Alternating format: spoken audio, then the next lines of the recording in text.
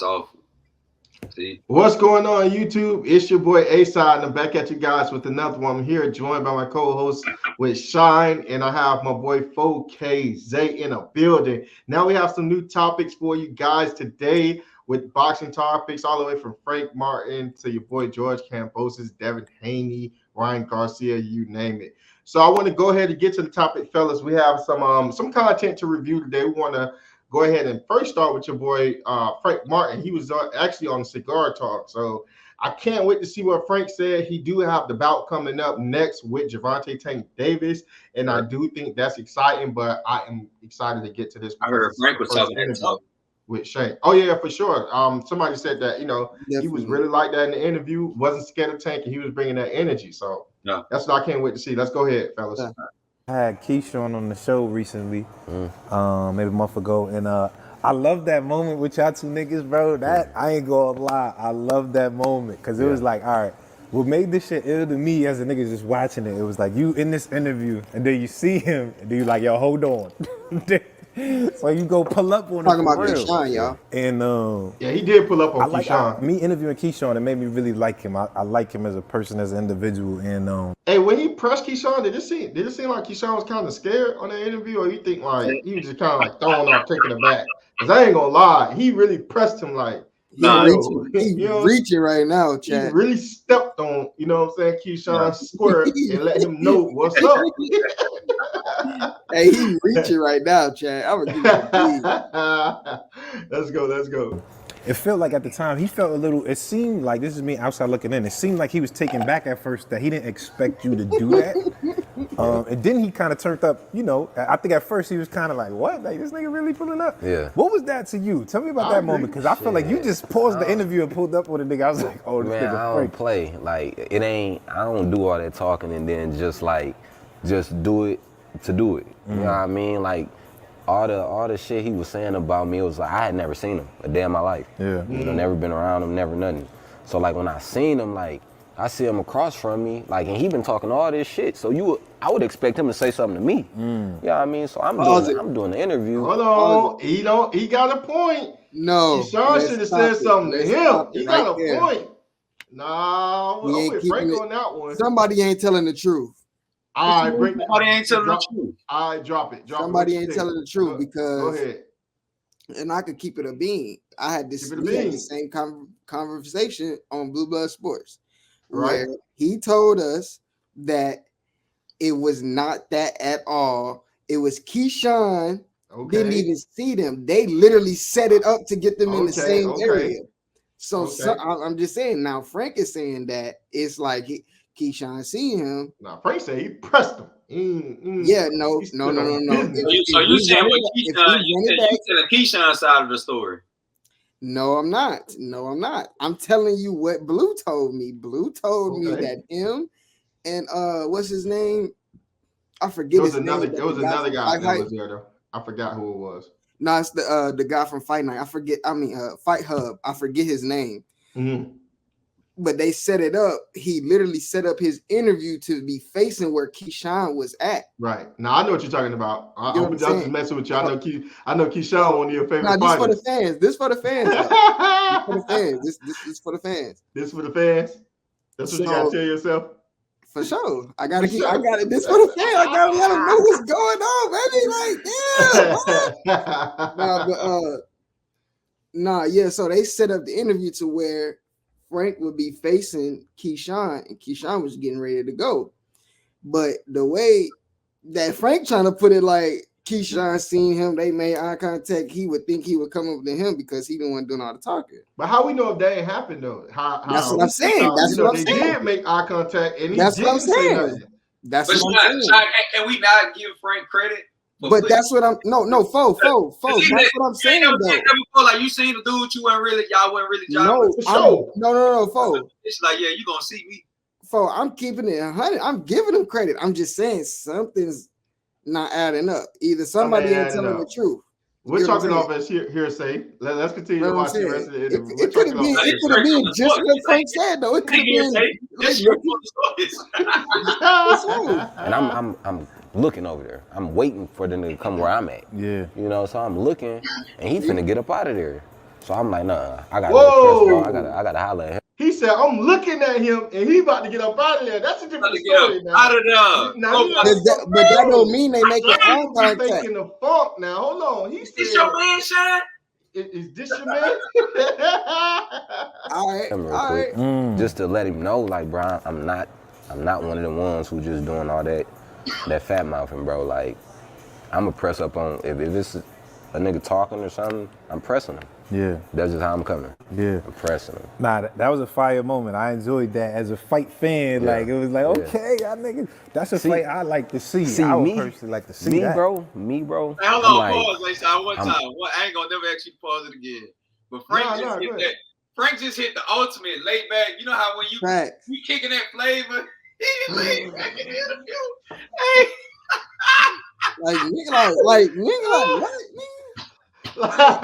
Yeah. Like, hey, is he little boy and Keyshawn right now? In y'all opinion, is this interview low? I'm keeping an opinion. I didn't really see the interview like this. So yeah, I ain't see this. Now, when somebody leaned back and put their arm up, and he touched the pan. Oh yeah, he about to get some flavor. We gonna see. We gonna see. I seen it already, Chad. They gassing. I'm a solid dude. Yeah. You know what I mean? So, like, if it's a fight that just you got to bring that out, it's gonna come out. I just ain't one of the ones who finna just act a certain way just because this fight is finna happen. Right. Like, nah, like when you bring it out, it's gonna just naturally come out. I can't pump fake. Like, I can't do that. Yeah, but I don't feel like I said in that moment, I didn't feel like he wasn't scared of nothing. I feel like he was, but I just think he took him by surprise that you pulled up like that. You know, I can't give Keyshawn some credit. It didn't seem like he was scared. But you know, some of them people, like, you just got some people who gonna talk and bump their gums when they on the internet. When they see you, they're not necessarily scared of you, but they're not the ones that initiate the action, right? Whereas Frank Martin, he just initiated the action. I'm not saying that Keyshawn was scared, but I am saying I got to give more props to the person that initiated the action than the person that see the other person across the room. Okay. And act like they don't see him. Okay, so cool, right? Right. Was Keyshawn energy any different when Frank was in his face to you? As far as like, no, I don't think he was scared. Like, you mean if he was scared or nervous? Did you see it? Did you see any change in his energy whenever Frank approached the situation? At first, it looked like he was like sharp, but then it kind of looked like he turned up a little bit. Okay. So it wasn't. He said, "I'm on that same shit that you on." Didn't he? Yeah. He did. He showed did. You're right. He showed did for sure. And he said, like me. What did he say? And he said, to be honest, I think I beat the out of Frank.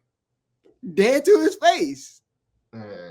Yeah, I gotta give him props on that. I like that. Business. But I still give the person that initiated it the most props. So, but I give him some props. Is that a fight that you would consider? Like, obviously, you can't look past Tank. This is just Tank. But is that a fight that you would be like, you know what I'm saying? We get that on? Yeah, that fight could possibly happen.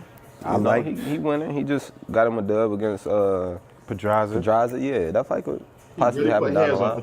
For sure. I like that one, bro. I ain't gonna lie. Streets need that, Frank. I ain't gonna lie. Easy work. You know what I'm saying? All right. What do you feel like as far as just, your goals and aspirations, like the shit that you trying to really get out this box and shit? Like, what is that? Man, I'm trying to get to the top. I want to be this opportunity that's in front of me. I'm gonna go out here and capitalize on this opportunity, and I'm gonna take over the sport. I'm gonna take over the game. I don't believe Frank on that. If his energy didn't say that. If you can beat Tank, this changes your whole life. For sure. Do you see that? Is that something like you see this in your head? Like, I see it. There we go, Frank. I feel it. Like, there we go. It ain't Turn it nothing up. that's not achievable. I know what I'm going up against. So just gotta, when it's time to go in there and do what I do, I just gotta do it. Yeah. Is it anybody outside of this that you feel like before shit is said and done, I want that? Like, we gotta see each other, we gotta do that. Like, is there anybody that feels like that to you? Definitely gotta, me and Shakur gotta go. Yeah, we gotta go. We got. I don't know. Y'all believe him? I'm not convinced. I'm like, I don't know. I got Tank. You gotta think though. I'm not feeling that energy. I don't know what you say. You gotta think about Frank who he is, the type of person he is, he's always been a very low, calm, chill, laid back demeanor about himself. Right. Maybe that's what you need against a Tank, right? And it's a lot of people out in the world that really mean what they say. They just gotta sit. They don't gotta do all the energy. Like he said, he approached it with Keyshawn. Straight up told him, like, hey, I'm not with none of that. What you think it is? For sure. You know what I'm saying? Right. So he still stand on his 10 and now him winning, that's a different story. But I still think he believe in himself. That's just I like that. And I don't know. I guess I just like the way Rolly approached it. Rolly was like, he got beat up. Yo, Rolly was standing on business. That was my favorite Tank build up with Rolly in there. You know, Tank just pushed him off the stage. So I guess I'll look for a little bit of that, but we'll continue. Some belts on the line. We gotta go. Mm-hmm. What you say? Don't get it confused or twisted. They build up. Frank and Gervonta build up is gonna be fire. Yeah, they've been going at it over Twitter, so you know they build up gonna be fire. They're gonna be talking about that sparring. We're gonna hear more about what happened in that sparring session. It's for sure. It's gonna be some flames for sure. We got some belts on the line. We gotta go. Mm-hmm. Yeah, for sure. Yeah. Is it? I don't say animosity, but because of how the whole Shakur shit played out, do you feel like it's like a little like chip on your shoulder with that? Like he disrespected. You know, he disrespecting me. You know, like cause he know. You know, like far as he talking about certain DMs and all that shit. Mm-hmm. When it came to the fight, like I kept it G. I said, y'all pay me this, and we can get the fans what they want. You know what I mean? He went on waxing, calling me bitches and all that. Like, bro, that's disrespectful, bro. So he got to see me. All right. Well, all right. We got another one for y'all, chat. Hold tight. For sure. Back to Tank real quick. I mean, y'all got some history, you know what I'm saying? Sparring session. Listen, niggas is saying that was a legendary sparring session. You know what I mean? And I know the rules. We don't really talk too much about sparring. But from what I heard, what the streets were saying, they were saying that you caught Tank with a shot, and he got mad and wanted to like fight no gloves off. Is that true? Like, what was happening in that moment? At the end of the sparring, like they had to break it up. Like Floyd, it was a few people in the gym, quite a few people in the gym.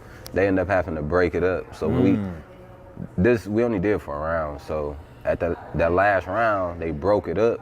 So like, I'm thinking niggas finna bang like outside. Get active. Yeah, like. And you know what I never thought about, like, you know, in boxing when you sparring and somebody catch you with a good shot, you get mad, you want to fight. I'm like, just get them back in sparring. Like y'all already there. You know what I'm saying? Y'all already essentially fighting. Just turn up and sparring. Sometimes you can't hurt them how you want to, depending on the size of the gloves, right? Yeah, you can't hurt them how you want to, but I'm saying just get your lip back. You can punish him though. Yeah, for sure. What Calvin said, man, we do what we do, then do what you do. Do what you do then, right? Nah, but Tank knock out heavyweights in 16-ounce gloves, allegedly. So he don't like no heavyweight to me. You know what I'm saying? Put some work on him. He met his match. Like, you know what I'm saying? Get your lick back. That's just my opinion. And it's just not to Tank this for any fight. Like, it don't make sense to me. If you inside the ring, you already sparring. Like, they just want to take the gloves off. What if bro put the hands on you even worse? You see what I'm saying? I don't know. You're already getting touched up. You're already getting beat up. You know what I mean? I'm thinking we is. You said what now? I said it sounds like you going out. It sounds like they're going outside of boxing whenever it goes. Yeah, I don't get that. Yeah, so I don't get that. They're already fighting. You know what I mean? So I hurry up, get out the ring, go change my clothes, and then I get interviewed as soon as I come back. Yeah. And I'm like looking like where you at? I'm thinking they was gonna try to sneak me or something, but it was a little off, you know, like it was just off. It was just, you know, he got in there and thought he was gonna do me how he was doing all his other sparring partners. You know, he was hurting all them other fighters, you know. It was a lot of fighters out there around that time he was hurting. Yeah. But I feel like he thought he was gonna do me how he did them. You know, and it wasn't. I wasn't going. He know. Yeah. Hold up. Do you feel like is this stuff that you take from that gives you I don't say the confidence necessarily, because as a fighter you're supposed to be confident, but did you take something from that make you feel like, oh well, going into this fight I already know what I can do because of that? Nah, hell no. Cause fighters get better. Yeah. How he did them. And it wasn't. I wasn't going. He know. Yeah. Hold up. Do you feel like is this stuff that you take from that gives you I don't say the confidence necessarily, because as a fighter you're supposed to be confident, but did you take something from that make you feel like, oh well, going into this fight I already know what I could do because of that? Nah, hell no. Cause fighters get better. Yeah. Fighters get better, and then too, you set yourself back when you just, oh, I did this and think you could do it again. A lot of times you do something to somebody once, they be more ready for you, more prepared. So yeah. I agree with that 100%. I agree with that, because if you're thinking about the old fighter that person was, you already lost, in my opinion. Right. You already lost, in my opinion. Right. Like, I think. Go ahead, finish your point. Like, I seen someone that was interviewing Devin that had said, because you're 3-3 at Ryan, do you feel like you're gonna beat him, now because of, you guys have prior history in the past? Ryan said Devin said he don't even think about that, because Ryan could be a complete different person. He's not paying attention to the antics that he's doing. He's not paying attention to none of that, because he can fuck around and come in there and look completely different than what he think. You know what I mean? Than what he think or what he thought Ryan was. You see what I'm saying? So he's preparing for Ryan for Ryan to be his best. I think that this is a healthy mindset for Frank Martin to have, and also a healthy mindset for Gervonta Tank Davis to have, to get that sparring session out of their head. I don't care who hit who with the big shot, to go in to the match with that mindset of, this is a fresh new fighter that I must analyze in real time and make the proper adjustments in real time. Right. I think we've actually seen fighters do that. You know what I'm saying? With, for example, I think Lomachenko did that a little bit with Ortiz. Yeah, Jermaine. There we go, Jermaine Ortiz. I think we seen that with him a little bit. With Tio as well. Thinking about Jermaine Ortiz. Huh? Yeah. And Jermaine Ortiz went in there and worked him down with that jab for 6 straight rounds. Yep. Yep. Yeah, definitely did that. I think we seen that. So yeah, I think the same thing happened with Tio. He thought that he was fighting the old Jermaine Ortiz. In my opinion, Jermaine Ortiz edged that fight out to me. I mean, we're talking about boxing, hitting and not get hitting. Yes. Did he make the second half of that fight boring? Yes. Should he have engaged more in the second half? For sure. Whoa. Go ahead. That right there, like that thing that you just said, when you said that he made the second half of the fight boring. Yeah. I don't agree with that, because the only thing that I see that he didn't do was what Tio wanted him to do, as far as like engaging and stuff like that. But when Tio tried to engage with Jermaine Ortiz, Tio got caught with a triple jab. He got turned at certain points. He was getting beat up. So, yeah, but it was also at certain points in that fight where Jermaine Ortiz, he was like making them miss and wasn't making them pay. Whereas if you look at earlier in that fight, he was making them miss and making them pay. Very clear. You see what I'm saying? Like, you got, and we both know this. It's judges and the fans are going to remember the back half of the fight more so than they're going to remember that front half. That's how he lost. I knew that. Exactly. So if any half you want to be dominant in, is you're going to want to be dominant in that second half of that fight. That makes sense. Plus Teofimo was the A side and he was the champion, so you really have to take it from him. You see what I'm saying? And he didn't engage. Exactly. And he did the same thing against Loma. Because he still won around. He didn't win them off of engagement. He won it off of defense. I honestly think that he landed the cleaner shots in some of the later rounds. Then Tio started to have some swing rounds back there too. I'm not just going to make it seem like Tio sat out. He started to have some later. He came on late too. I'm not going to lie to you. He did. How many rounds did you give Tio in that fight? Cap. I have to go back and I have to see it, but I remember Tio coming on a little bit more aggressive in those later rounds. Cap. He did. I'm mad at Tio because I betted on Tio and I lost. Nah. We all said we was gonna watch the fight. We finna watch that fight for sure. That's not true what A-Side is saying. That is definitely true. I remember that. All right, when he come back, when he get back live, he won either 8-4 or 9-3. That's what I thought. I had Jermaine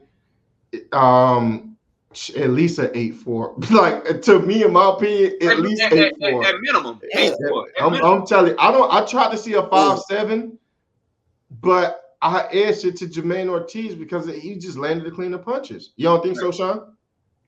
Definitely not no 8-4. No. What you think? It was rounds that I had to find to give to T.O. So what you got, a 10-2, Sean? That's what I had it 9. I had it 9-3, right? You had it 9-3? For sure, bro. Man, you give T.O. nothing. Through nothing. Through the fight, bro, if you pay attention, bro, it's not based on the whole, like, just because you're an aggressor don't mean you win the fight. Like, no, I'm not saying that he was aggressive. He was landing some punches too, I feel you, he was but landing if we're judging the fight based on the 4 criterias, right, then he won. Jermaine won that fight, bro. But you're saying it was a blowout. So you saying it was a blowout 9-3. I mean, I can't really fight with you on that. If I saw it 8-4, you saw it 9-3, I don't think that's a big of a difference. I don't. Respectable. I don't think that's a big of a difference. I think we're still looking at similar fights. It was hard for me to give T.O. 3 rounds. I only seen 1 or 2 rounds. I definitely don't think he did a 12. I don't think he watched him. I don't care what nobody say, bro. I don't care what nobody say. Now, if I'm Tim Cheatham, I can definitely see why I gave T.O. Oh no, we ain't even gonna bring Cheatham in there. That's all I'm saying. I can see why they gave T.O. 7-5. Let's continue. You know, I don't never look at it like that. You gotta always stay on point. Hold up, did he hurt you in sparring? Nah. I feel like I seen him say you saw that interview? Big cap. Big cap. I know you seen that interview where I seen it. He said something. So maybe hurt him like I did before. Big cap. Like yeah. Big cap. He know what's happening. Y'all think Frank lying? I don't think Frank lying. Big cap. Frank seemed like he has the type of energy. He seems like he has the type of energy where he would say, nah, he stung me a little bit. He got a little pop. You know what I mean? I mean, he just seemed like that. I don't know. I could be lying. He said that in the Fight Hype interview right after the sparring. He said, yeah, he got some pop. But that's what I'm saying. I think he would have said it. So we have this next up. This is a little George Kambosos I guess beef that's going on. Oh yeah. Dan the boxing man. All right. So this that's Canelo. We got Oh yeah. So no. This is not the George Kambosos. This is the Canelo. Oh, this is not the George Kambosos. Okay, so this is the Canelo. Yeah, this is the Canelo. Okay. So him and Dan the boxing man. Real reaction, guys. They got into a little bit of a Twitter beef, and I guess oh man, I'm still addressing the George Kambosos. Dan the boxing man is one of the funniest guys on Twitter. Let me just say this, and this is a little video he put together of Canelo demanding what he demanded in negotiations with the 150 to 200 million. You pay me $100 billion. Dr.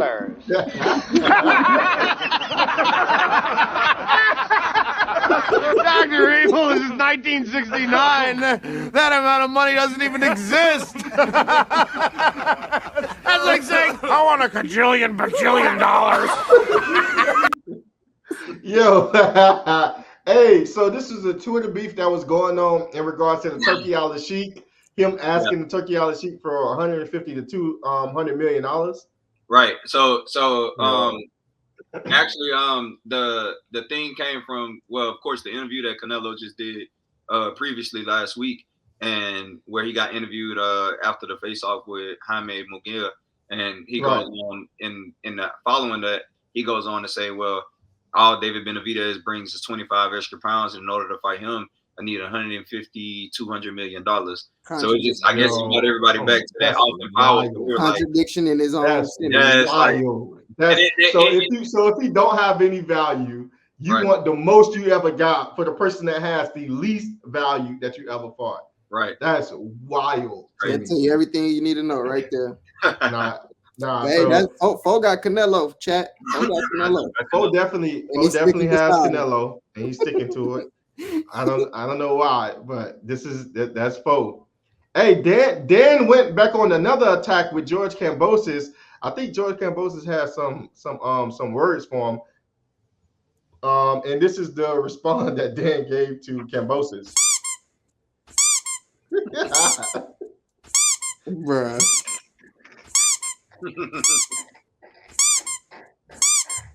That would annoy me, bro. That would piss me off.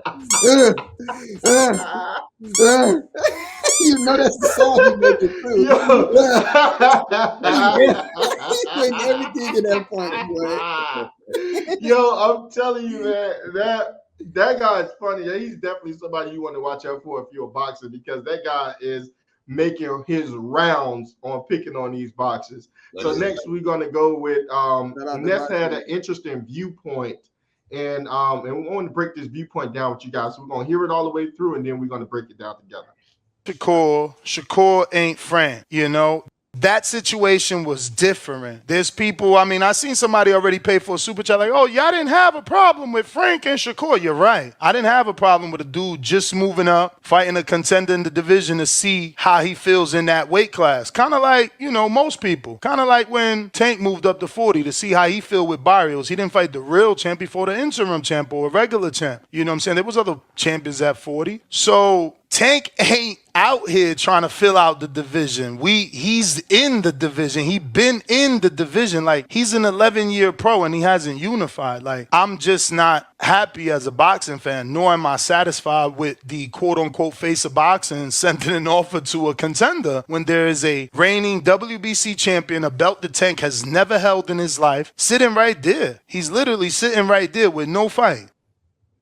Wow. Great breakdown by our boy Ness over there at the Boxing Voice for sure. Salute to the Boxing Voice. Y'all definitely go subscribe and check out their content.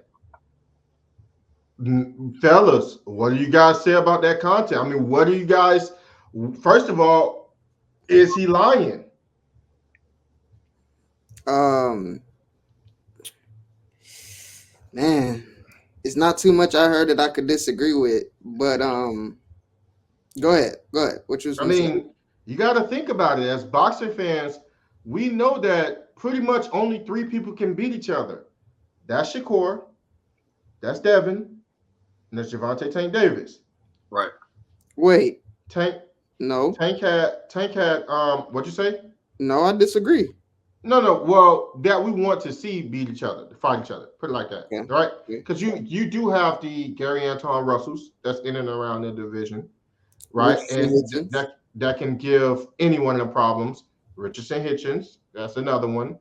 And then you have up and coming, individuals that are to be looked out for in the Keyshawn Davises of the world, et cetera, et cetera, et cetera. But we're talking about right now who has history with each other. The 3 that we know that can beat each other as far as right now. You get what I'm saying? The top dogs. The top dogs for right now, right? Tank had also put on his list of fighters that he wanted to fight was Shakur Stevenson, Vasily Lomachenko. Very true. Devin Haney, right? Very true. Frank Martin was nowhere on that list. Right. Now, I do want to give Tank some leeway. He did get in some legal issues. For sure. Right? He was out of the ring. Tank was very active. He gave He gave us, hold on. He gave us Rolly Romero. He gave us Hector Garcia, then Ryan Garcia. So Tank was giving us fights, right? I don't want to act like he wasn't giving us fights. Was he giving us the fights that we wanted? No. Let me get this, folks. But we were supposed to get one of the 3 on those lists: Devin, Vasily Lomachenko, or Shakur Stevenson. Devin beat Vasily Lomachenko. Vasily Lomachenko opted to fight George Kambosos. He did not want to fight Tank or Shakur, so that leaves him out. The fight with Devin and Tank was supposed to take place. It never took place because of discrepancies about weight, contracts, et cetera, right? And Devin was in another division. You said discrepancies of Tank and Devin was supposed to take place. They were supposed to, because Tank had stated that when after Devin fought with Regis Prograis after I want to say December 9th. I want to say they fought on December 9th. That it was supposed to be some that they was going to make it happen, right? But Devin was up at 140. Tank said he's not going to 140. There's discrepancies there, right? So we're just gonna leave that alone. He said that he wasn't going back to 135 after he said going back to 135. Right, he wasn't going back to 135. Tank wasn't going to 140. There's the discrepancy that's there. Right? Okay. So I'm just tossing that out. I'm making a long story short. Right. Then you have the champion, reigning WBC champion, and Shakur Stevenson, who had just beat De Los Santos, right? Who had just beat De Los Santos. Right. Technically, that guy was on Gervonta Tank Davis' list. So naturally, we wanted to see Shakur in Tank fight. Right. But like I said, to give Tank some leeway, he was in legal trouble. He did say he wanted to get back in the ring, and he's getting back in the ring with a dangerous opponent in Frank Martin. I mean, can we give him a pass on that? I mean, no. No. You can't give him a pass on that? No more passing, man. Dude is 29 years old. Yeah, but he just was in legal trouble. Wait, man. Dude is 29 years old, man. All right. And just became the email champion. Like, you and Shakur been in the same weight division, right? Y'all both been out the ring pretty much the same amount of time. You an elite fighter. How many? And a lot of people will argue your last two fights were tune-ups. It's not like we looked at Ryan Garcia like, oh my God, he's this big threat. We didn't look at Hector Garcia like, oh my God, he's this big threat. Who did he fight before that? That was a big threat. I'm not giving him no leeway on this, bro. Like we've seen Shakur on several occasions announce, if he send that contract, I'm gonna sign it. I'm ready. I'm waiting on them. We've heard Shakur say that. We've seen Shakur jump up and try to fight anyone. We've seen him do that. We've seen Devin go through 35 and try to fight any and every one. We've seen Lomachenko say on multiple occasions, I want to fight Tank. I'm ready to fight Tank. Like, no, I'm not giving him no more passes. He at the point in his career to where, bro, it's time to stop giving this man passes, bro. Fight the best. That's all I got. That's it, bro. Just fight the best. Now, Frank Martin is a live dog, but Frank Martin ain't been on that level. Like, he ain't been on that level before. I respect the Frank, but he's not ready for Tank. Okay, bro. But he's getting on that level now. How he's there now. He ain't ready for Keyshawn. He ain't even ready for Keyshawn. I mean, is it a given that Tank will beat Keyshawn? No, given. No. I think Tank will beat Keyshawn, but I'm saying, is it a given? It's not a given. No, it's not a given. Wait. You just said that who's it's a tougher fight with Keyshawn than Frank for me. Dang, you think so? Okay, I see what you're saying. Oh, go ahead. It'll be a tougher who's fight. Not ready for Keyshawn? Who's not ready for Keyshawn? He said Frank Martin not ready for Keyshawn. I disagree. I believe that'll be a good fight. I believe that's a 50-50 fight. Okay, hold on. Let me clear this up. He's that's a 50-50 ready. Fight. He's ready, but he's not winning. You could be ready for something. So you going off of because you got Keyshawn over Frank, you saying that Frank not ready? No, that's not what I said. I'm just saying that. But no, I'm telling you that's what it is. You saying no? I said no. Do you have Keyshawn? Do you have Keyshawn beating Frank Martin? Yes, I do. Why are you saying that Frank Martin isn't ready for Keyshawn Martin? Because Frank Martin Davis. Huh? I mean Keyshawn Davis. My bad, bro. Why are you saying that? Because that Frank Martin hasn't been on that pedigree. Like, he hasn't seen all of the fighters. He don't got the experience. He don't got none of that. He has the skill. He has the talent. Okay, so let me challenge you on this. Let me challenge you. Okay, I'm going to challenge you. I'm going to challenge you now. Go ahead. After this, I'll give my opinion on the. So, is it fair to say has Shakur been on that level? Because has Shakur fought anybody that's like Tank?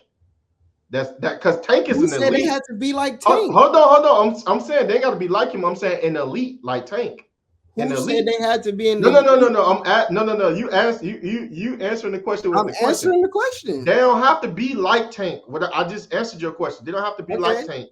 They don't have to be in the ever fight? I'm saying, did Shakur ever fight in the elite? No. Okay, so realistically, how we can say that he's on that level. We seen him fight somebody very close to it though. And who? De Los Santos. Very close to it. De Los Santos is dangerous. Fair enough.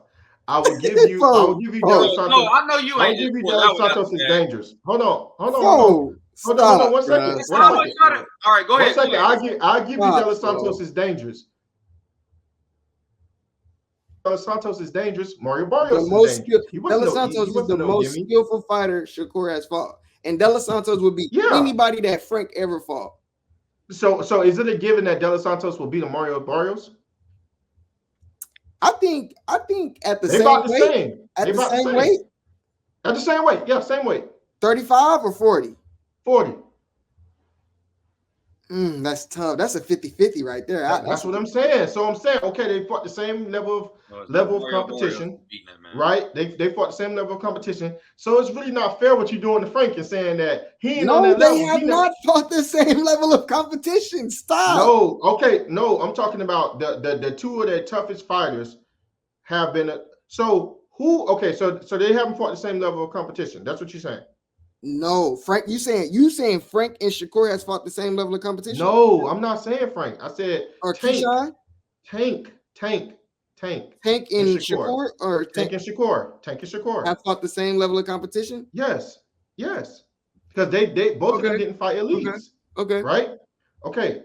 So we would like to see a Shakur versus Tank, but we don't know where Tank or Shakur fit in with fighting other elites. We don't know. I'm saying, hear me out. I'm saying, can we give him a pass because he did take a year off? He took a year off and he's fighting a tough opponent. Yeah, he's fighting a tough opponent. You're right. We can't, because if we was to put De Los Santos and Frank Martin in the ring right now together, that's a 50-50 fight. Go ahead. You're right. We could give him a pass for taking the year off because he don't need a pass. He don't. Hold on. Because Spence definitely came with a year off, fought Danny Garcia, fought Ugas, fought the best champions in his division after a car crash. For sure. Yeah, I'll give Tank a little jail sentence pass. What happened to Spence? Where he's in shape. He's doing push-ups. He's working out every day in jail. What happened to Errol Spence? Huh? What happened to him? What you mean? What happened to him? What happened to Errol Spence? He got in a car crash. What happened to Errol Spence when what the statement you just made? What happened to Errol Spence? I don't know. He came back and he fought Terrence Crawford. Okay.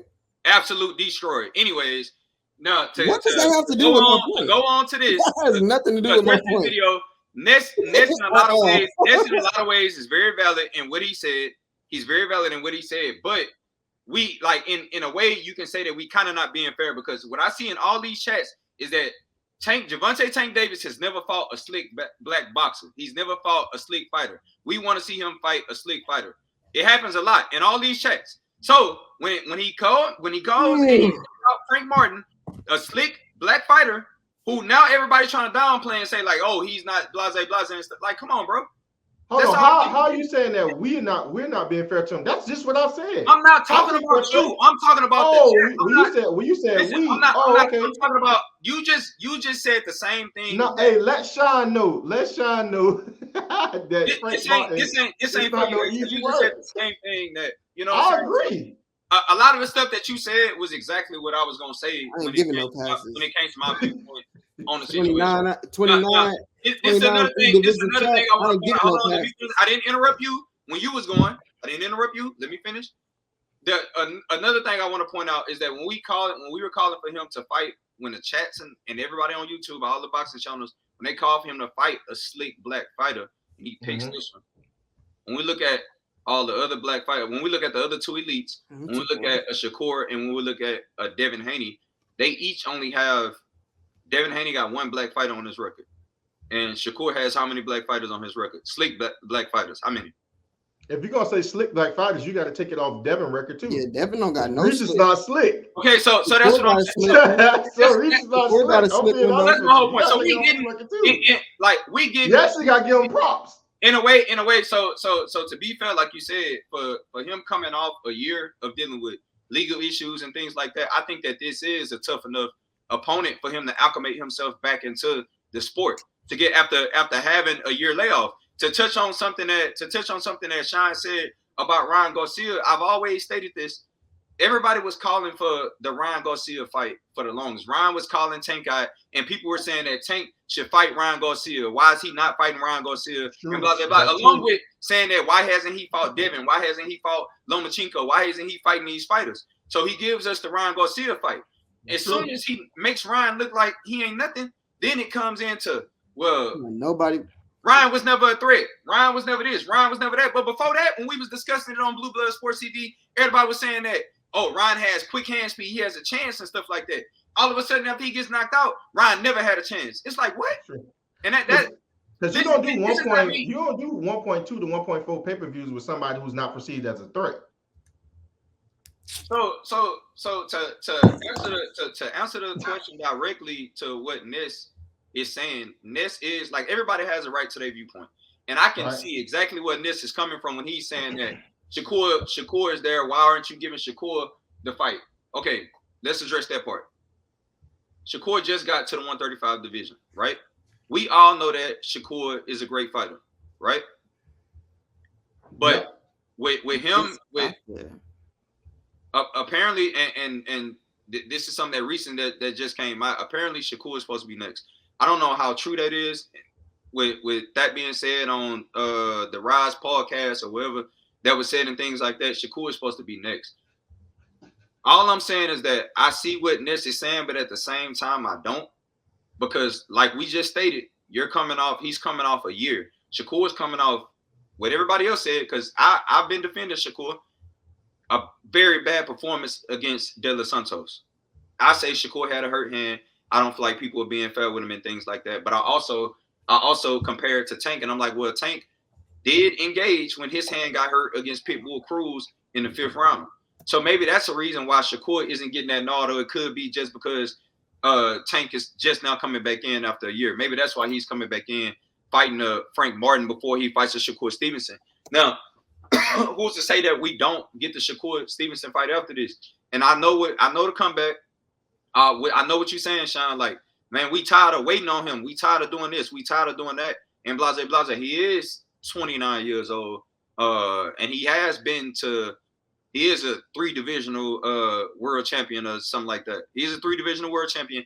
He is 29 years old, but he also hasn't given us the fights that we've been asking for years. That's something that I do not defend Tank on when it comes to, like, when y'all say, like, with the Devin Haney situation, with the from 2019 till now. Up until it's a way to defend that, but I don't want to get off the point. So just to wrap it up, bro, I just feel like I see Ness's point of view, but at the same time, in a way, I don't feel like it's fully being as fair as it could be for Tank fighting a slick fighter like everybody's been asking for. So maybe it sounds like I just said a bunch of nothing, but I mean, people choose what they want to hear. Yeah, pick and choose what they want to hear.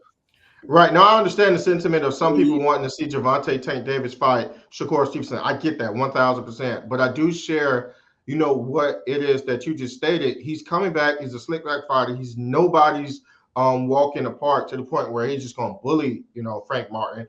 It's a good style matchup. I don't think it's bad. Is it what we wanted? No, it's not the Devin Haney fight, and it's not the Shakur Stevenson fight. But if you are a boxing fan, you can't lie. It is a quality fight. It's a quality fight. I don't think it's a marquee fight, but it's still quality. So, with what I just thought about? What'd you think about? Would Frank Martin be the second best opponent Tank's fought? What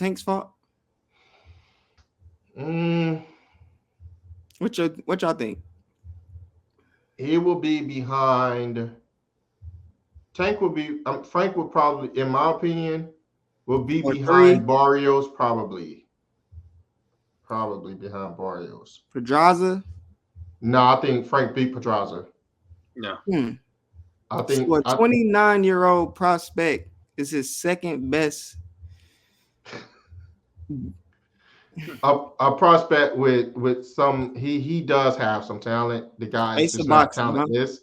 He's not talentless, but that's throwing seasoning on there. He's not a prospect. He's not a prospect, bro. He's a contender. I mean, contender. But, I'm sorry. I'm letting him get off. I don't even know. I'm letting him get off, but thank you for your correction, big bro. I'm sorry. I'm sorry. All right, guys. So what we're going to do is we're going to analyze. We're going to analyze the sparring between Ryan and Devin. See, Ryan and Devin, they have a fight that's coming up, right? But everybody wants a sneak peek as to what it's going to look like with this fight. Styles ultimately make fights. So what we did was we clipped some sparring footage with Ryan Garcia and with Devin Haney, so we as fans can go ahead and analyze the sparring sessions and see what they're doing well, what are their tendencies, and what's likely going to happen with the outcome of the fight. Let's go ahead and continue. We're going to begin with Ryan Garcia first, and then we're going to go to Devin.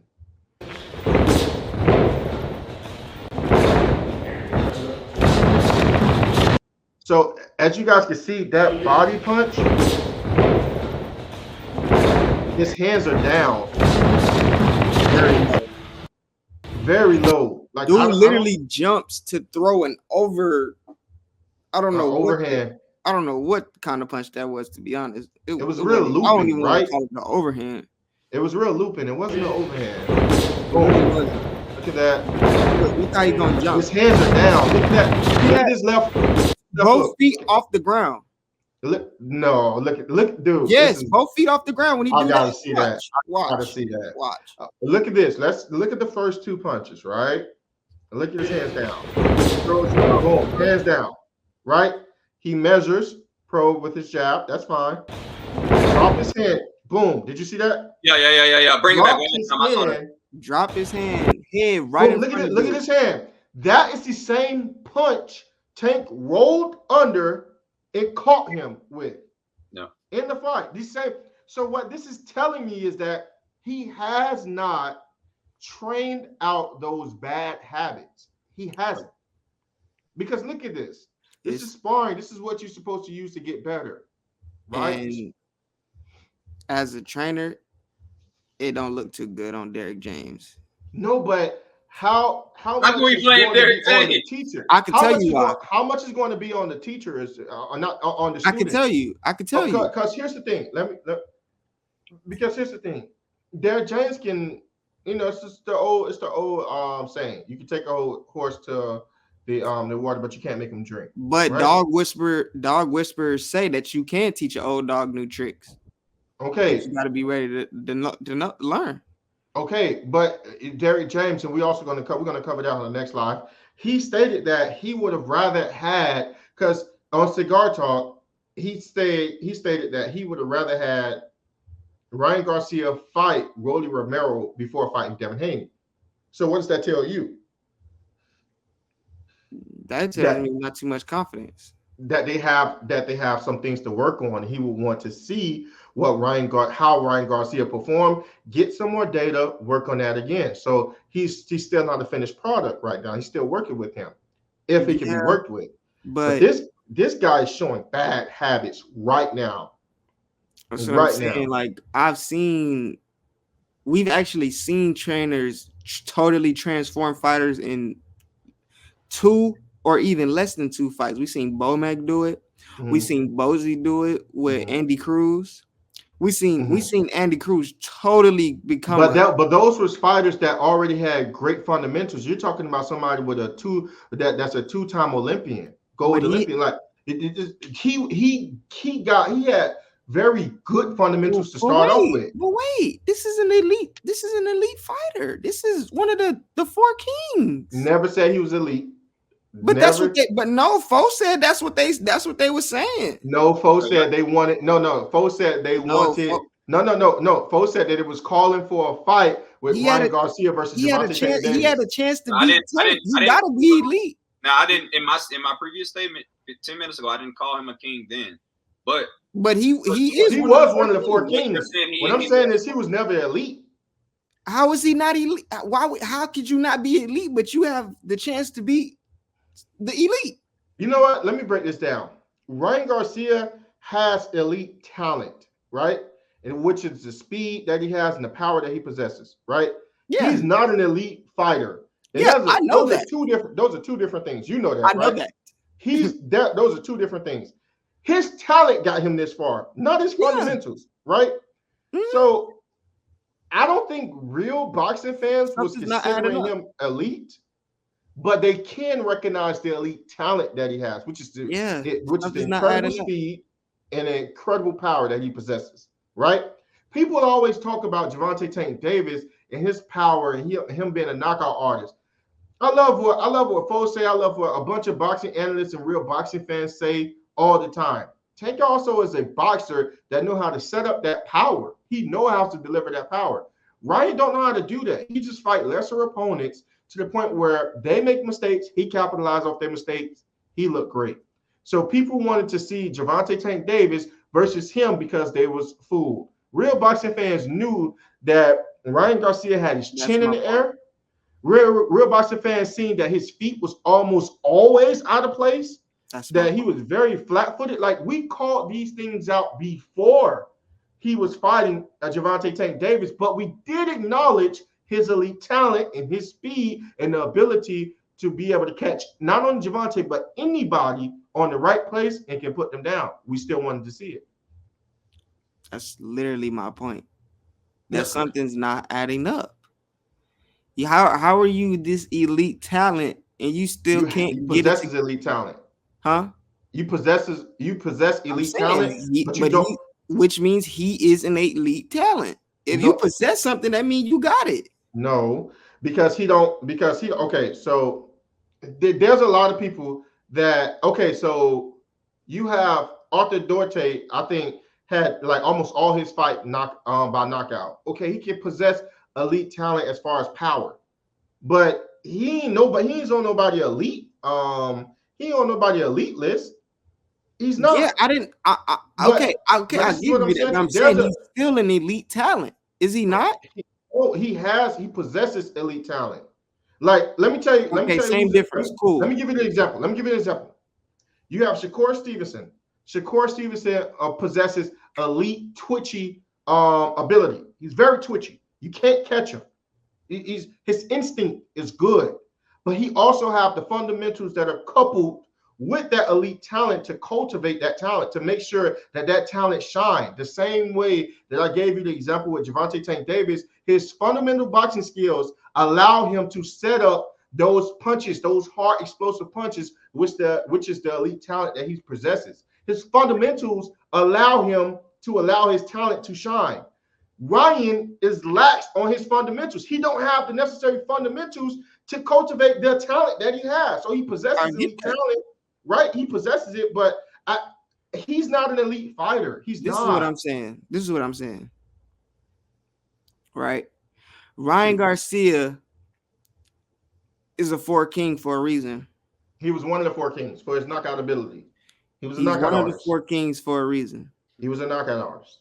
Okay, exactly. He was a knockout. He was a knockout artist. Yeah, they built this guy up. Oh, he's the new Oscar. He's an elite fighter. He has great speed, great power. He knows how to time a shot perfectly, great body shots. So you bigging this guy up like he know what he's doing in boxing, but when it's time to box, he can't box. He can't, right. So that's what I'm saying. It's a disconnect. Bro, let's stop. You kept saying that he was elite. You kept saying that he was elite. I don't think he's elite. But Fo said himself that fans were saying he might have a chance to beat Tank. Not Mike said he had a chance. Okay, he might have a chance. Did he not have a puncher's chance? Everybody got a puncher's chance. No, but he really has a puncher's chance. Everybody has a puncher's chance when you get in that ring. Okay, so case in point. The only thing that separates Ryan is his speed. I think case in point, right? Case in point. You have somebody like Maxie Hughes with not a lot of knockout power. Technically, he has a puncher's chance, right? Yes. But he don't have the same puncher's chance that Ryan Garcia have because Ryan Garcia possesses more talent than him, possesses more speed and power. This is what I'm saying. But what does that got? What is that? What is that? What that has to do is it made for an exciting fight. It made for a fight where Tank has to be razor sharp. He has to. No, he doesn't. You know why he doesn't? Why? Hold on, wait. You know why he doesn't? Why wouldn't Tank have to be razor sharp? You know why he doesn't? Why? Because Tank IQ is way past his. Dude don't got no feet. You can literally project every punch he's finna throw. Tank didn't have to be razor sharp. You know what you just said, right? You know what you just said, right? What did I say? You just said Tank's IQ is way past his. He had to utilize his IQ. That's being razor sharp. That's what that is. How? Because IQ make you smart, it don't make you dumb. IQ give you the right. When you have fighters IQ, it don't mean that you have to be razor sharp on what you already know what he finna do. You already sharp. He doesn't have to be razor sharp. Somebody has a high IQ, that means they are sharp. Cool. We can agree to disagree. I'm really trying to understand where. No, we can agree to disagree. If somebody has a high IQ, wait. That means they're sharp. I'm lost in the point that both of y'all trying to make. No, I'm trying to make a point, but we're going into I can tell you. All I'm saying is. Go ahead. No, shoot. All I'm saying is we're building Ryan Garcia up to be like he's this big bad wolf, or people has made him to be like that. But in all actuality, he's not. And now when people criticize him on his boxing ability, it's like people act like, oh no, but he's still an elite fighter. He still can do all of this. And like, no, he's really not that. No. A-Side is saying that he has an elite talent with the speed of his hands. I understand that. That's it. He's not saying that he's an elite boxer. I know that. It's going to what you're saying, Sean, to show that I'm not going against your point. But I'm not only solely talking about him. I'm talking about everyone. You brought up everyone. You brought up the fans of boxing. I'm not solely talking about A-Side. Me and A-Side are debating for whatever reason. Here's the thing. I don't think we're debating. I think you're debating. You're trying to debate, but I'm just saying, not really that. What I'm trying to explain is why people is giving him a chance. That's all I'm saying. He don't have to be an elite fighter to see that for people to see that he has a talent that can knock any boxer out if they're not razor sharp that night. If they not going, if he can knock any fighter out if he steps up his game. I think you just want to argue the argument. No, he can. Bro, he's not, bro. Let's cut it, bro. Let's cut the slack, bro. He is not knocking nobody out if he does not step up his boxing ability. So let me ask you this. I'm not arguing against that. None of the top guys. If they're not in the top five, he's not doing nothing. The fans. I didn't lie when I said that the fans were saying that Ryan didn't. I'm just saying. So now that Ryan's been exposed since then, I don't think that Ryan's a wolf. I'm not saying that Ryan still hasn't. I don't think that Ryan has a chance to beat that Haney. I've been saying that for weeks. So what are you talking about? I'm saying you just brought up the fans, so I'm putting the fans into the conversation. That's it. I'm lost right now. But all I'm saying, I'm going to say this. I'm going to say this and end this here. I think it'd be absolutely foolish for anybody to go in there, sleep on Ryan, and don't think them hits as fast as they are, and don't think them hits is as hard as they are, and not be sharp. Because you mess around and get clipped, and you're gonna look stupid. That is absolutely foolish. Yes, you do have to be in there and be sharp, even with somebody who you think that you're better than. Because it's so many times boxers, elite fighters have went in there with people who they think that they way better than and possibly is better than, laxed on their laurels and got clipped with something, got hit with something completely stupid. Somebody like Ryan.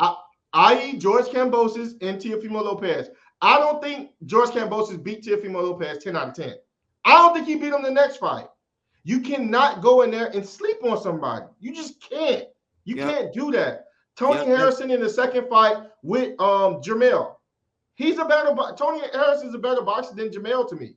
And arguably he was winning that fight. But guess what?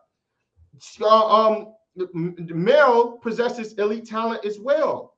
So Mel, and dude, he was literally clowning Jamel, and he got clipped clowning and playing around. He got confident. He was not being razor sharp. He was not. Jamel, listen, it's like he that. was not being razor sharp. He was not using his IQ. He was not boxing. He was being foolish, and he got clipped, and he lost the fight. That can happen to you with somebody like a Ryan Garcia.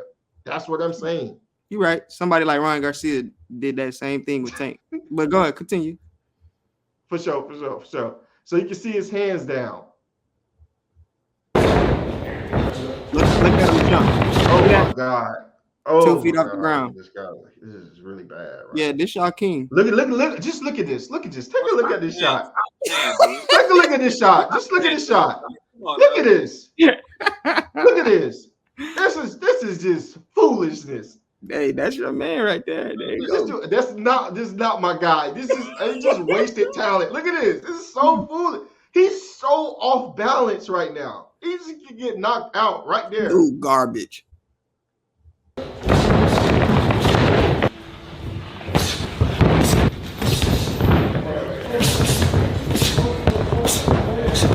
Can somebody warn Devin Haney it's not going to be fun? It's not going to be fun. It's not going to be fun, Devin. For you? It's not going to be fun. Guys, I mean, that talent is just wasted. This talent when it don't work hard. Now, let's go ahead and look at Devin Haney and see how he's doing.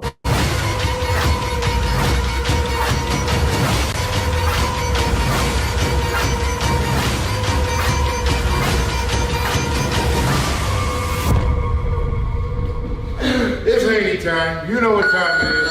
It's Haney time. On what? Okay. Nice. You first.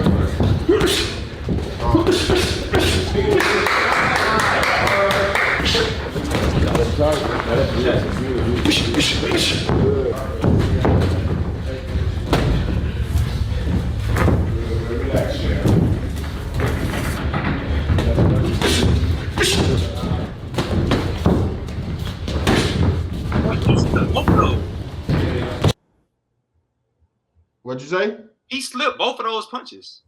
He rolled. Yeah, he got caught with a jab and then slipped both of those. I mean, the guy's sharp, man. Right now, I'm just looking for some tendencies. Wow.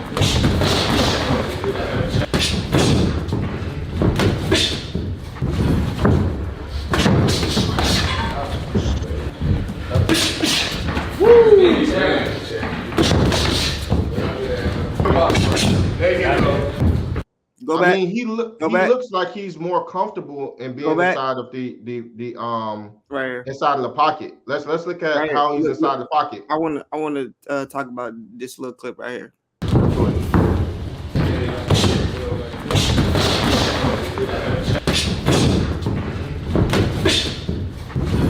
Right here. No. Keep going. It's about to finish. Let it finish. No, why you go back? Keep going. Right here.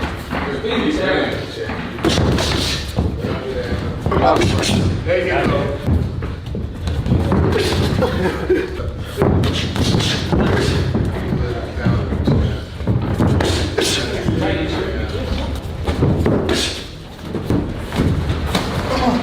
Go. Good.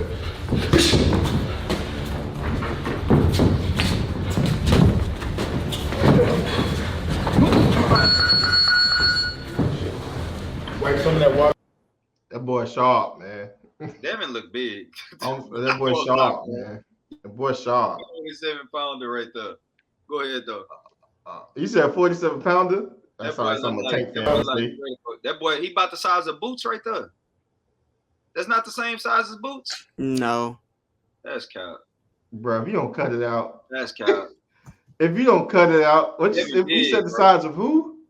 Devin about the same size as Boots right there, and that steel frame right there. Go look at it. Go look at Boots. Boots got some sparring footage that just dropped recently too. Him and Devin are around the same size right now. So look, I'm not saying that he shouldn't be fighting at 140. That's not what I'm saying at all. Yes, I am alone saying this. KZ, Devin Haney. Yes. What'd you say, Sean? With that sparring, my only critique of Devin is I still feel like he hasn't fixed one of the What's one of the flaws? One of the mistakes he makes still that I don't think he's fixed since the Linares fight. One thing he does, he stands still too long sometimes. And we seen at the end, like he'll literally just stand there, and he's not always the best at just catching every shot. And against the right, against the right competition, like a Linares, someone who throws a 5 punches and bunches, right? He can still get caught. And a lot of times, Devin Haney, he rolls with his punches. Like when it's like when he's when he's throwing his right hand, he definitely gonna roll with his punch. But a lot of times, like when we was just watching the sparring session, he goes straight back. And I feel like people like Shakur and people like Tank especially can capitalize on that. I like that. I feel like Tank can capitalize on the straight back, just going straight back. And I feel like Shakur can capitalize on just standing there. So because Shakur tends to throw those punches very quick. The best he usually throw them in 3 or 4 bursts, but yeah, he do throw those punches very, very quickly. I agree with that. That's my only real critique with Devin. He likes to be stationary a little too much sometimes. But he definitely looks very prepared for Ryan Garcia. I was just about to say he about to put the pause on Ryan, bro. He finna. But also to my point, that standing there, hey, it's still a chance. But that's what I'm saying, right? Because it's a chance with Ryan Garcia. Like I said, he has elite talent, that speed and that power. If it lands the right way, he lands the same shot. Yeah, good timing. That you see what I'm saying? Good timing, man. It can spell a disaster for anybody that's not razor sharp. But Devin is razor sharp. Devin, you said that they don't have to be razor sharp. He's a very high Q fighter, and he's gonna see majority of the punches coming. So, all right. What I took from this clip is that Devin is going in to box. You saw a little bit of Devin engaging. You saw a little bit of Devin on the defense. When I look at Ryan Garcia's clips, first of all, he come there to fight. I'm trying to that dude going to a fight. And then the previous clip that we watched of Ryan Garcia when he was hitting the mitts with Derrick James, and Derrick James was trying to simulate that left hook to the body or whatever that Devin does. Ryan Garcia looks like he's more so on the defense. He's going in there looking to counter and stuff like that. It's not gonna go well for Ryan, bro. I get it. I get the punches chance. I get this and that, bro. But Devin's head movement is better than what I saw previously. We was watching sparring footage previously of Devin Haney last year. His head movement is a whole lot better. I see improvement. Now everybody's got that one tendency where they kind of linger. Devin lingers his head out there sometimes after he beat him through a punch, and that's why I asked you previously. I was like, do you feel like Devin gives a punch to takes a punch to give one sometimes? And it could be dangerous. Not it take could one to give one. I mean, Tank. But it is a tendency that I see, especially when he leans to the right. It is that's a genuine tendency. I do recognize that, but I don't think Tank actually got caught with Ryan Garcia's left hook, but gave him a punch to the liver, and it dropped Ryan. That was on a punch that dropped Ryan. So because you can't, because Tank did get hit in a fight with Ryan, although it wasn't a lot. He did get hit, right? Right. But Tank was so prepared. If you look at oh my God, I'd love to review that clip. If you look at what him and Coach Calvin was practicing on, they was literally practicing on that left hook. Right. It was literally practicing on that. When I say he timed that so well, like I said, razor sharp against somebody who got elite talent and is crazy with it, you can beat a Ryan Garcia. But Devin doesn't have the power that Tank has. So we don't know that. He's at 140 now. That's now wait. That's what I totally disagree at, because when he was sticking it to Regis in that last fight, he didn't display Tank power yet. So it'll be safer. Who can display Tank's power? But that's what you said. So it'll be safer to say that he doesn't. It'd be safer to say that he doesn't display Tank. He doesn't have Tank power yet because we never seen it.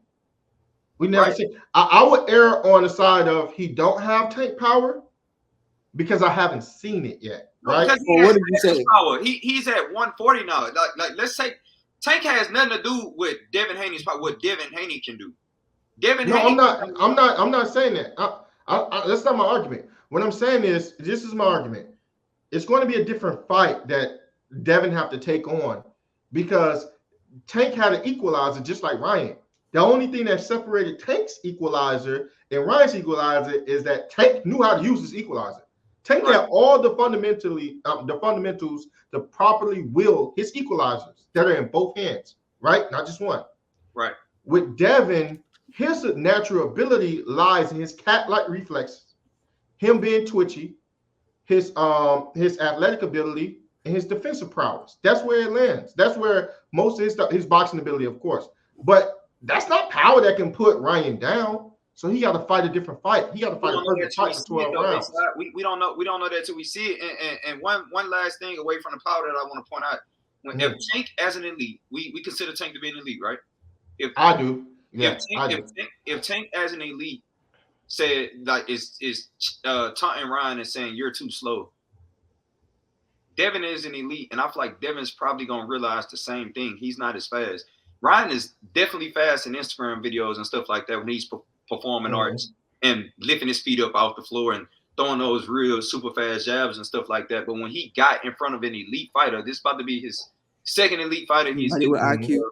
All that hand speed and stuff like that. What I'm saying is it's still there for that one punch. Other than that, it's not there. So all that it's not gonna mean nothing. And Devin's gonna realize probably the same thing that Tank realized and perfectly place a punch and put that dude on his butt. Ryan is still doing this. Ryan is still getting right in the middle of something. I'm not saying that Devin don't have no pop. Now I don't want you to think that I'm saying that. I'm saying that I've never seen Devin display Tank's power. So Tank had just as much power as Ryan, but Tank just knew how to use his power. What I'm saying with Devin is, from what I've seen, he doesn't have a tendency to use power. He don't. He may have some pop because we did see him drop Regis, right? He may have some pop, and he did hurt Regis. That's not his tendency to use that. It's not his tendency. And I never seen an equalizer on the same level as Gervonta Tank Davis. So he got to fight a different fight. So Ryan has knocked out guys who weren't on the elite level. He's knocked out lesser talent, right? And then he fought Tank. I didn't hear Tank. Tank said that Rolly hit hard. I didn't really hear Tank. I don't know if one of y'all might have heard different. I didn't hear Tank say I don't think I heard him say I didn't hear Tank say Ryan hit hard. And Tank got caught with that left hook. Are you saying you didn't hear Tank say Rolly hit hard or Ryan? No, Ryan. That Ryan I hit hard. heard Tank say Rolly hits hard. I didn't hear Tank say that Ryan hits hard. So with that being said, like when we say that like correct me if I'm wrong, but you say that it sounded like you said that Tank and Ryan have power and the power could be similar. I don't think that Ryan Garcia has any type of power like Tank. I think that it's just been against lesser talent that he's knocked these guys out with that one fast left hook that they didn't seem to get away from. I agree with that. You place him in that with an elite fighter, Devin can take a punch. We've seen Devin take a punch. If Tank took that left hook, Devin has gotten caught. Devin has got caught clean. He got caught clean by Lenore. Okay, yeah. Because I want to say something. I just want you to get this out. Okay, so Tank got caught. Tank got caught by Ryan Garcia's left hook, but he also delivered his shot to the body. Tank got caught by that left hook a couple of times in that fight, and you really didn't see Tank be affected by that left hook. You seen him get caught by Ryan a couple of times. It was one time in the early round where Tank got caught. It was either it might have been a right hand. I might be lying, but I'm pretty sure that Tank got hit. If we go back and watch that fight, I promise you, Tank got hit with that left hook at least 2 times. At least 2 or 3 times. And it never affected him. And that being a smaller fighter, it could be that Tank just got some grit to him, but Devin also has grit. It just brings into question does Ryan really carry that power? Because we're questioning Devin's power. So does Ryan carry that power? Like we said. Okay, so this is what I would say. When you say that Ryan hasn't knocked an elite fighter out, Tank hasn't knocked an elite fighter out neither. Like, so we're gonna have to be fair on both sides, right? Like I also said, we know most likely the fight that you don't, I mean not the fight, the punch that you don't see is usually the one that knock you out, right? Right. Tank and Coach Calvin, Coach Kenny prepared for Ryan so thoroughly that they was able to catch him because he displayed the tendency. So with that being said, 9 out of 10, Tank saw Ryan's punches because he trained perfect for Ryan. Right. So when he did land those hits, it didn't really affect him how it affect other people, right? That may not have had trained for Ryan the same way a Coach Kenny and Coach Calvin had trained an elite fighter, which is Gervonta Tank Davis, right? So here's what I'm saying. I did see Ryan knock people silly, you know what I'm saying, out. So you can't say that this guy has power and he has speed. I did see Ryan hit people in the frames in the camera, don't catch the punch. Right. So we got to give him that. You see what I'm saying? He has that, right? What I'm saying to you is he got power. It doesn't have to be Tank power. The dude got devastating power. The dude got devastating speed. If you're not careful, this dude can send you to sleep. He can. You see what I'm saying? That's all I'm saying. He don't have to have Tank power, but he got power. You see what I'm saying? He definitely got power. What you were saying, Sean? Do you think, Fo, this for you, Fo, do you think, because you said Devin we seen him take a punch, right? Right. Like a good, clean, hard punch and continue to fight. Ryan has also done that too, but just let me let you. Yeah, but I'm trying to think, like, do you think anybody Devin fought got more pop than Ryan, or you don't think so? Regis was supposed to have as much, but he never landed it. Jorge Linares got some pop. He sat Loma down. But I'm saying from the guys that we've seen. No, I don't. To answer your question, no, I don't. Jorge Linares, then you got Regis didn't really. We didn't really see Regis land nothing on Devin, right? No, he couldn't touch him. Yeah, so it would have to just be Kambosos. We seen Kambosos land a couple overhands on Devin. Right. Kambosos don't got no pop like that though. Not like a Ryan Garcia. Right. I don't think he feared Kambosos because I seen him land more in the second fight with Devin than he did in the first fight. Lomachenko will probably be the only one in Linares. I don't think Lomachenko got as much power but I don't think JoJo possesses as much power as Ryan though. Because your initial question was, did anybody that Devin fight have more or as much power as Ryan? I can honestly say no. The one person who was supposed to have just as much couldn't land on him. Mm-hmm. You see what I'm saying? So I did see somebody that has power, which is Jorge Linares, and he landed it. And he definitely threw it hard. You think he got more power than Ryan? I think you don't want to get hit by neither one of those guys. If it was a younger Jorge Linares, I definitely think it'd be eerily similar. Just different boxing styles and things like that. If it was a young, because remember Linares was kind of on his way out when Devin fought him, right? No, Linares was fast, though. No, Linares was like 32, 33. He was like 35, 36. He was 35 at the time? He was like 30, maybe 36, 37, to be honest. At the time? No, not when Devin fought him. Nah, he's old, bro. He's old. We definitely have to check that out. Dang, Jorge Linares is 30, 35, 36. Jorge Linares is 38 years old. 38. Okay, so 38 now. He's 38 now. When did Devin fight him? 2020. No, 2019. Just look it up. 2019. When did Devin fight him? Was it 2019? No, it's no way. It's no way. He had to fight him. He fought him after 2019. There's no way. It was 2019. I remember that fight vivid. You remember it wrong. Okay, watch. Fo finna tell you. There's no way that was 2019. That was actually May 29, 2021. 21. 2 years after I told you. There's no way. There's no way. So I remember watching the fight. I thought that was 2019 though. It was 35. Wow. No, I'm tripping. He just got the wait. Yo, that's wild. That's wild. Okay. Yeah, no, I'm thinking Islam Lomachenko, right? That's when he fought that's when he fought the yeah, that's the only person I ever seen have some power and landed. Overlaps or whatever. The dude that of course supposed to be fighting.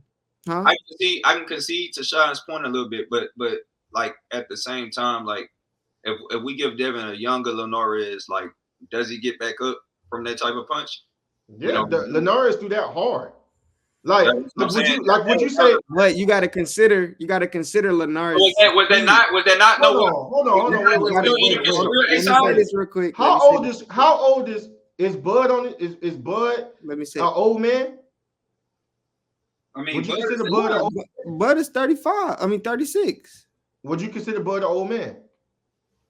Are we talking boxing term? Would you consider Bud an old man? Yeah, there we go. Would y'all folks, for you, would you consider Bud an old man? No, not really. I mean, yeah, to be fair, he getting up there. He 36, brother. Would you consider not Bud an old man, but he definitely got some seasoning. No, I'm waiting on this answer. I just want to answer. I want a firm answer. The way he ain't getting in that with boots. I mean, it might be kind of. Yeah, nah, he trying to. See, Fo is smart. He tried to pull Shine into a conversation. No, I'm gonna ask. Yeah, I'm gonna cook that out. So let me ask you: is Bud considered an old man? Yes. So Bud is an old man. Okay, yes. Perfect. So you're saying that if Bud had hit Devin with that shot, that because he got hit by older Bud, it wouldn't be as dangerous?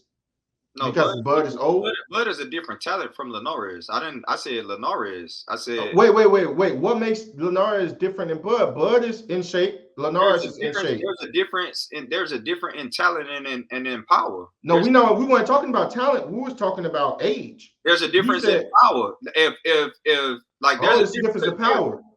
There's a difference. Okay, so what I'm saying is that what I'm saying. Hold on, wait. Because be careful now. The last thing to leave is what? Everybody say it. They say the last thing to leave is power. Leave is power. Okay. So right. What I'm saying is Linares stay in shape. He stay in shape. Bud stay in shape. He was just trying to fight Devin again not too long ago, huh? Linares? That wouldn't be smart. That would not be smart.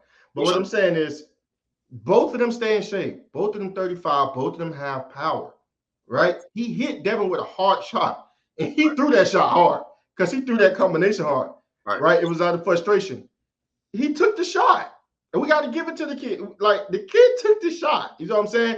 I can't say if it was by younger Jorge Linares that, he wouldn't have took the shot or he would have dropped. What I can say, if Linares probably was younger, like the round after that, he probably would have jumped on him. You know what I mean? Mm-hmm. So I don't know that. I can't say. I can see that. He probably would have jumped on him, and it probably wouldn't have been as sweet. But yeah, no. He definitely. I don't want to throw Bud in there though. I don't want to throw Bud in there because like Bud, even at the age that he at, like I said, that's a different type of animal, bro. So, but I can concede. No, I get it. But what I was saying was, what I was saying was, if you saying that 35 is old, then you gotta say Bud is old. And if you saying that that's the reason why he took the shot, is because anybody that moves up in that Floyd wasn't knocking guys out when he got up in his older age either. He wasn't doing that. He didn't knock out Canelo. No. Floyd wasn't knocking guys out. Remember, because his hands kept breaking. I mean, his hands was brittle. His hands got brittle. He literally stayed. His hands was break like the old Floyd. You talking about? Yeah. All right. You talking about Pretty Boy? Yo, Pretty Boy putting paws on people. Pretty Boy. I mean, I'm not. Pretty Boy was mean. He was not to be played with. He was hurting his hands, so he fought with his mind. Right? He fought with his mind. What I'm saying is, Bud can hurt pretty much anybody in boxing. To be honest with you, we can't throw the age thing on Dev because we feel like it's appropriate. Jorge Linares stay in shape. He stay in shape. The guy got power. That's what he hit Dev with. He hit him with his power. You see what I'm saying? That's all I'm saying. The kid took the punch. I don't want to say that if Jorge Linares is younger, then he would have dropped from that same punch. Now, I think if Jorge Linares is younger, in the next round, he'd have more energy, and it probably wouldn't have been sweet. He probably could have got Dev up out of there in the next round, because Dev was still a little bit off in that next round. Definitely. He was still a little bit woozy in that next round. He was, for sure. For sure. But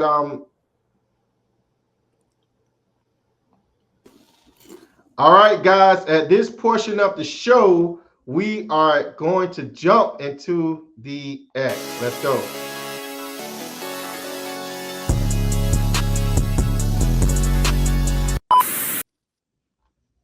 All right, all right. So what do we have here first? We have our co-host segment of the show, 4K Zay. We are now into the X. What do we got up into the X for? We are one way in the X, one way out the X, brother. This is Canelo and Ryan I guess making up. And I guess they seem to be going through similar situations. So I'll just go ahead and read the thing off. So Canelo tells Ryan, just focus and get that win. You know, we love you, kid. And Ryan says, my big brother, no matter what, I'm with you. You taught me a lot. No one could tell me otherwise. I will always respect you. And Canelo goes on to say, always with the intention to help from the heart. We are with you anyway. This is coming on the cusp of both of them being criticized in the media for their antics. Canelo going on with the thing with David Benavidez of asking $450 million to $200 million to get that fight. And Ryan Garcia with all his antics, offering BBLs and body jobs and all of that and things like that. Now, this happened like a little bit before Ryan Garcia went on to do that yesterday on Twitter. But, yeah, BBLs? Man. Yeah, he offered some people some BBLs. Okay, so what do we have here? Yeah, that's just that's from the post, the comments that I just read before. Okay, so it's pretty much the same thing, same sentiment. Yeah, it's just a bond. You know what? I don't mind that. I don't mind two countrymen bonding together in a sport that they love. I think that it gets bad when African Americans try to do that, right? Like people blame us for siding with our countrymen and siding with our brothers, right? I think that we get a bad stigma, but everybody else get a chance to do that. Like if you're from, let's hypothetically say, if you're an Iran fighter, you get the right to make up with your Iran brother. You don't have to have no hate. Y'all don't have to go to bloodshed and whatnot. If you are a Latino fighter, whether you're from Puerto Rico, Venezuela, etc., you get to make up with your fellow brethren. I don't mind this. Like, people going to fall out, right? But when it comes down to your countrymen, when it's come down to fighting for your ethnicity and things of that nature, like I don't mind it. It's just as long as people love this and they're supporting this, go ahead and support it when it's brothers as well that's trying to do the same thing. Don't just do it for certain coaches and then say that other coaches are not allowed to do it. Why did he wait till he being criticized and clowned in the media? I mean, he doing it to himself, but I just feel like it's disingenuous. I don't feel like it's genuine. I feel like wait. You don't feel like it's genuine on Ryan's behalf? I don't feel like it's genuine on. I don't feel like nothing's genuine on Ryan's behalf right now. Okay. What will make you say that? What make you like? I don't get what. Because right now he's being called out for all the antics and stuff like that. He knows and he sees what he's doing, and he sees in real time how everybody's reacting and things like that. He has certain people who are conspiracy theorists and things like that, or people who actually believe in, let's just say otherworldly things are going on and things like that. He has their backup, but the general public, the general consensus of all of this is just like, bro, what are you doing? Because some of his antics like are outside of what he claims to be, advocating for, advocating against. So however you want to phrase that. So now you reach out and pull Canelo close. Now, like you want to shout Canelo out, like over all these years, like you was just saying, like not too long ago that he should be fighting David Benavidez. And I'm not saying that should affect his opinion or nothing like that, but it's just weird how he had so much disdain for Canelo and how they operated. And Canelo was telling him, like, bro, you don't work hard, you don't do this, you don't do that. And all of a sudden, when the ship is sinking, now you're coming out and you're like, yeah, nothing can separate us. And it's like, bro, like, what is this? So now that he's falling, that seems like that he's falling and getting clowned.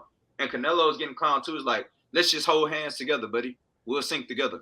So, I totally don't see it like that at all. I don't see Ryan necessarily falling at all. Like I think his fight with Devin is going to do very well.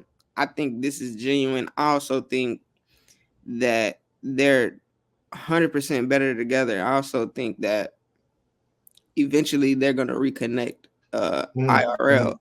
And I think that Canelo is also going to actually be a big role on his team and mentor him and make him a better fighter. I think it's going to take Canelo to make him really sit down and get focused. Like he needs a mentor, someone that he, you know what I'm saying, respects with a whole bunch of respect for.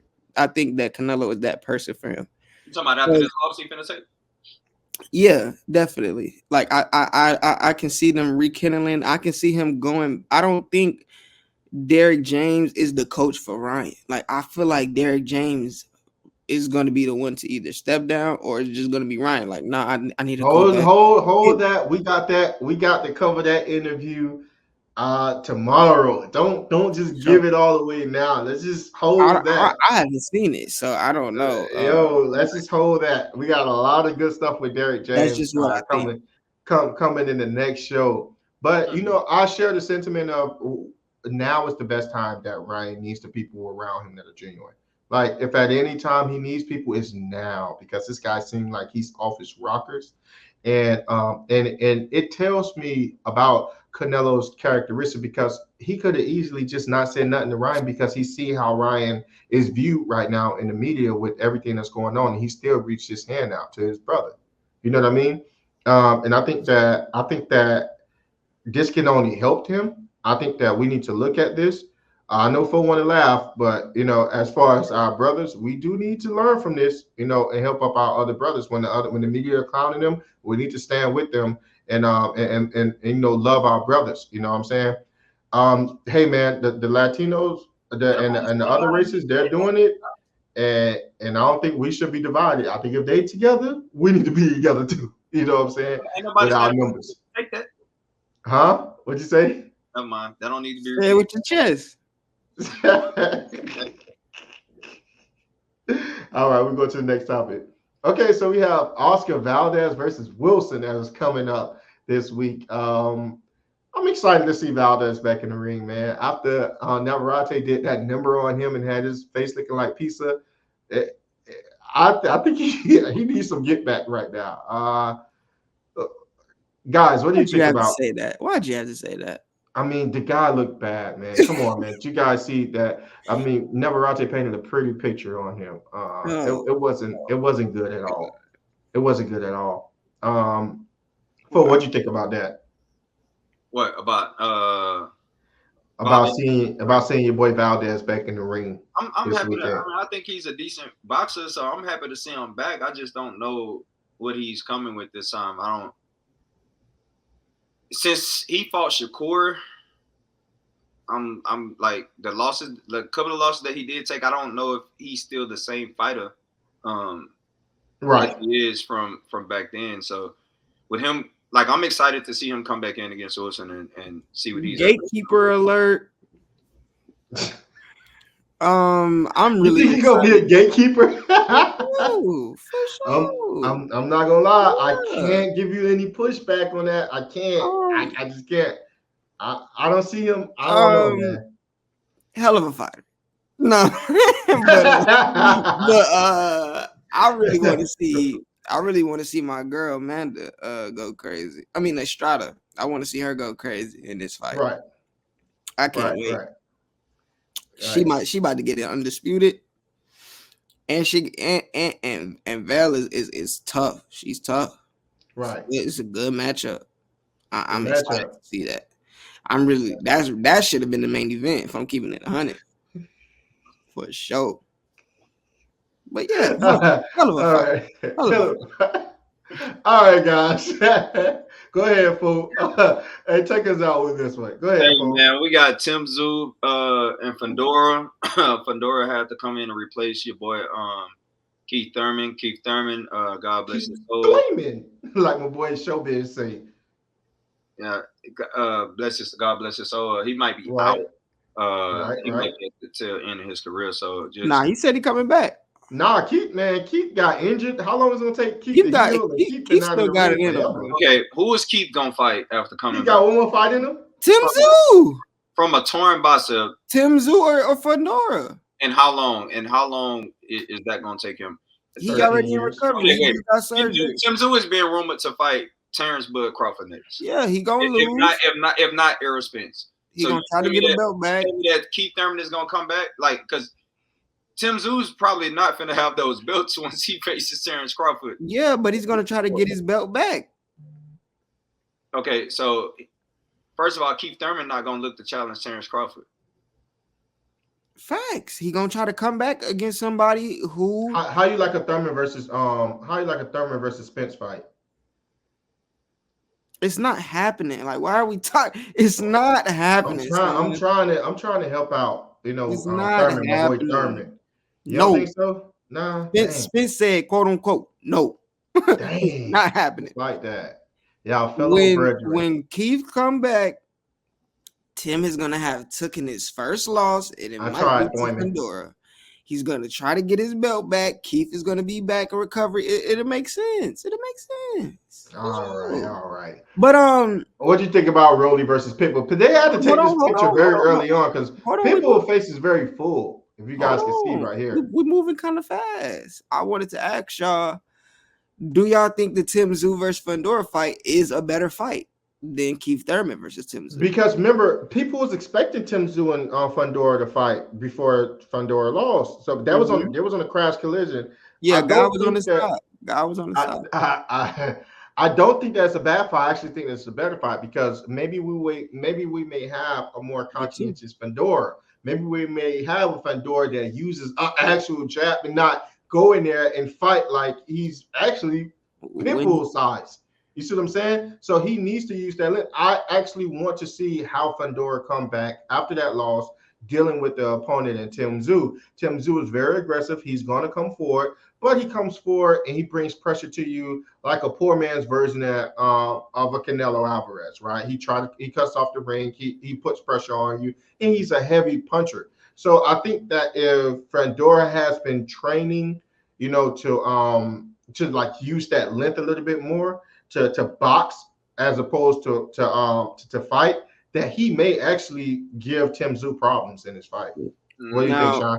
And on such short notice, now I think I'm gonna have to take Tim Tszyu now. Now, if Fundora had Fundora been training though. Fundora he's been training for a year. Did he have a fight that? I think he had a fight that was coming up. For a year now. Okay, so he was already fighting. So can he come together in a? He had a fight on this card. He had a fight on this card. So he's training. You know what I mean? The fight is literally this weekend. Could he have came up with a game plan to defeat Tim Tszyu within the last 2.5 weeks? Yeah, because the fighter that he's fighting against was fighting against a similar style, right? Very similar. The styles are similar, so it's almost like you know what I mean. Like he's going to be fighting pretty much the same. That's like. I don't know. I seen Usman fight somebody, and that's a different sport. But I seen Usman go in against was it Kashmir? I don't know how to say those guys' name. But he went in there on 2-3 weeks' notice and lost. Same thing. Wait. Did you just bring up UFC? He definitely did. Blasphemy! Don't you ever on this? This is a boxing platform. Don't you ever? Blasphemy!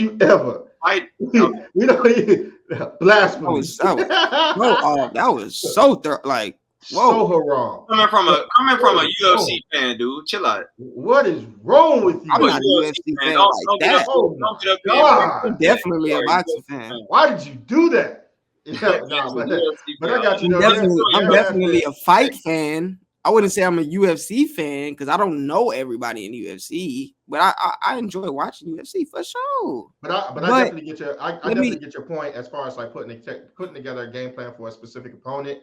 And then having changed that opponent, he's so close to the fight. Look at Four Face, y'all. That can with you, yeah, that can, change that can get in the way of what somebody has been training for the past 8 weeks of training camp.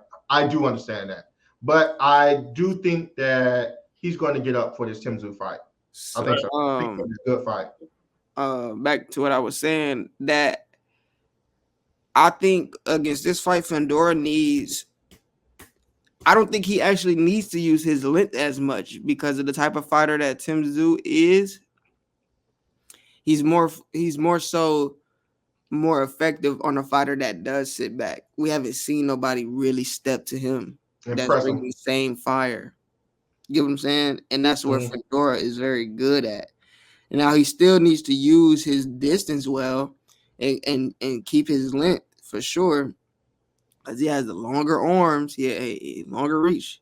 So he still needs to do that, but he still needs to apply it with pressure. So yeah, that's kind of where I'm at with it. This is a true 50-50 fight. This is a good fight. 50-50 fight right here. I am so excited for this. Y'all don't think that Rolly and Pitbull is a 50-50 fight? No. I think Pitbull is about to put the pause on him. But guys, we appreciate you guys hanging out with us. You have been reviewing all this boxing content with your boy Shine 4K and of course your host A-Side. We appreciate all of you guys that have stuck around for the whole duration of this video. But if you can do one last thing prior to you leaving, is smash that like button and just check. I know you are, because you're super cool. You're a boxing fan and you understand what good knockout content is. Make sure you smash the subscribe button and make sure you turn on the bell to get all the notifications so you can see the breakdown with your boy A-Side, Shine, and 4K Zay. But before we get out, fellas, let everyone know where they can find you at. Yes, guys. Make sure you follow me on all social media platforms at Solo Gifted. On music apps, it's Shine on all DSPs. Okay, make sure y'all tap in with us. Send me any content y'all would like us to review. Love y'all. Make sure y'all hitting that like button. Make sure y'all sharing to y'all friends. We got it coming every single week. For sure. 4K, where can they find you at, great brother? Same thing. 4K Zay 887 on all DSPs. Nah. We're gonna do that over you. Like, yeah, same thing. 4K Zay. Nah, you gotta let them know. You gotta come with that flavor, before you gotta come on, you plugging yourself in. Let's do it again. Boy. Let's do it again. Look at him. No, let's. Y'all can find me at hey man, let us know. Okay, y'all can find me at 4KZay.887 on Instagram, 4KZay887 on all DSPs, 4KZay spelled with 4 Y's on Twitter. Y'all just check me out on all platforms. I'm talking about boxing content, I'm talking music. So. And of course, y'all make sure y'all follow RingRivalz on all social media platforms, whether it's TikTok, Instagram, or Inside the X. We appreciate you guys. See you guys next time. Keep the truth alive. Keep the truth alive for sure.